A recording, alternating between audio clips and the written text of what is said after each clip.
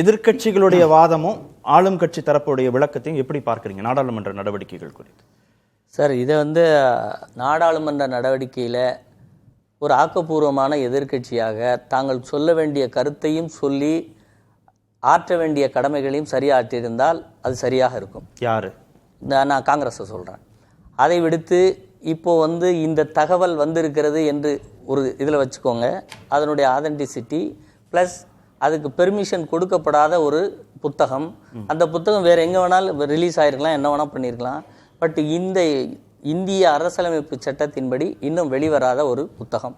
அந்த புத்தகத்தின் அடிப்படையில் அங்கே ஒரு விவாதத்தை கொண்டு வர முடியுமா முடியாதா என்பதை வாதத்தின் மூலம் வென்று காட்டியிருக்க வேண்டும். ஒன்று அதில் பண்ணலை.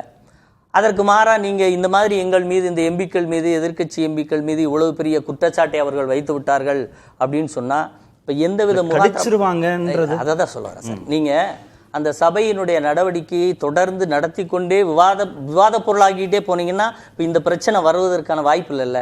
நீங்கள் முடக்கும் போது அப்போ முடக்குகிற நேரத்தில், முடங்கிய நேரத்தில் எந்த விதமான அக்ரெசிவாக இருந்தீர்கள் அப்படிங்கிறதுக்கு இப்போ நீங்களும் நானும் ஐவிட்னஸ் கிடையாது.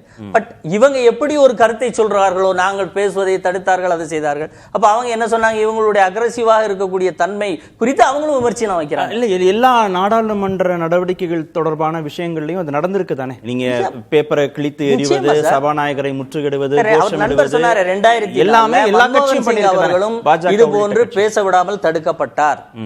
அவரும் ஒரு குடியரசுத் தலைவர் உரையின் மீது பிரதமர் பேசாமலேயே குரல் வாக்கெடுப்பில் அப்போதும் நிறைவேற்றி போகத்தான் செய்தது.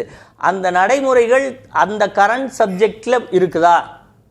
நீங்க இன்றைக்கு அங்கு பட்ஜெட் குறித்து, அதனுடைய சாதக பாதகங்கள் குறித்து இல்லை, இன்றைக்கு நடக்க வேண்டியது குறித்தான விவாதமாக இதை மாற்றி இதற்கு ஒரு பெர்மிஷனை பெற்று ஒரு தனி விவாதமாக வைக்கலாம். அதுதான் அவங்க கேட்கிறாங்க. குடியரசுத் தலைவர் உரைக்கும் நாட்டின் பாதுகாப்புக்கும் சம்பந்தம் இல்லையா?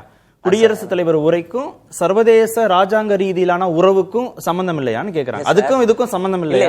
அதாவது இந்த சீன ஆக்கிரமிப்பு குறித்து பல நேரங்களில், பல விவாதங்களில், பல இடங்களில் விவாதிக்கப்பட்டிருக்கிறதா இல்லையா? அங்கே நாடாளுமன்றத்திலும் விவாதிக்கப்பட்டிருக்கிறது. இந்த முறை இன்றைக்கு அப்படி ஒரு பதட்ட நிலை இருக்கிறதா இல்லையா? இல்ல நடந்து போன விவகாரம் இப்போ ஒரு பதட்ட நிலை இருக்கிறது. அதற்கு ஆக்கப்பூர்வமாக நாம் ஒன்றை பேசி அந்த பதட்டத்தை தணிப்பதற்கு, அல்ல அந்த ஆபத்தில் இருந்து வெளியே வருவதற்கு ஒரு விவாத பொருளாக்கி அதை விவாதித்து ஒரு முடிவெடுக்க வேண்டும் என்று சொல்வதில் நாடாளுமன்றத்தின் நேரத்தை சரியாக பயன்படுத்துவதாக அர்த்தம். சரி, அப்ப இந்தியா அமெரிக்கா ஒப்பந்தம் குறித்து பேசுங்க, அது இப்ப கரண்ட்ல தானே இருக்குன்னு கேட்கறதுக்கும் நேரம் கொடுக்கலன்றாங்க எதிர்க்கட்சி. சார், நீங்க சபையை முடக்கிடுறீங்க. உங்களை பேச வைத்தா என்ன சப்ஜெக்ட் பேச போறேன்னு சொல்ல மாட்டேங்கிறீங்க. அப்ப நாங்க இதைத்தான் கேட்க வந்தோம் என்று சொல்வது எப்படி, இவர்கள் சொல்வதை எப்படி அங்க சரியா நம்ப முடியும்? இப்போ உங்களுக்கான நேரம் கொடுக்கப்பட்ட போது சரி இந்த புத்தகத்தையா விட்டு விடுங்கள், நான் இந்த கேள்வி கேட்கிறேன்னு சொல்லி அடுத்த கேள்விக்கு போயிருக்கலாம்ல, அடுக்கடுக்காக அடுக்கிருக்கலாம்ல. அதே மாதிரி இன்னொரு பாயிண்ட் என்ன சொன்னாங்கன்னா, இதே பாகிஸ்தானோடுனா இப்படி இருந்திருப்பார்களா அப்படின்னு.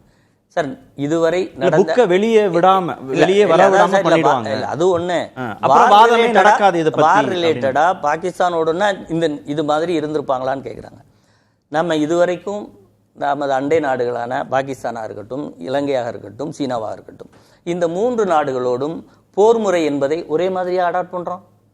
டிப்ளமசி இருக்குல்ல சார், 3க்கும் வேறு வேறு விதமான நடைமுறை இருக்கு. ஒவ்வொருவருடைய பலம் பலகீனம் இதெல்லாம் பார்த்து தானே செய்ய முடியும்.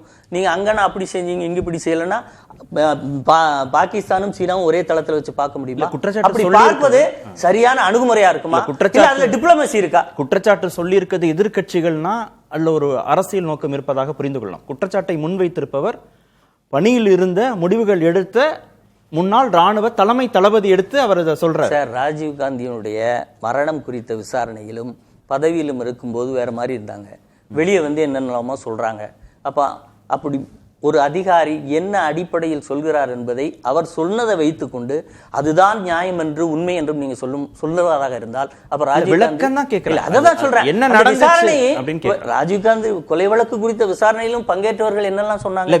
அப்ப எவ்வளவு பேர் அங்க பாதிக்கப்பட்டிருக்காங்க. அப்ப இன்றைக்கும் அதை எடுத்து இப்படி பொய்யா எஃப்ஐஆர் போட்டு இத்தனை பேரை இவ்வளவு நாள் சிறையில வச்சீங்களே, அப்ப அது என்னன்னு கேட்கும்.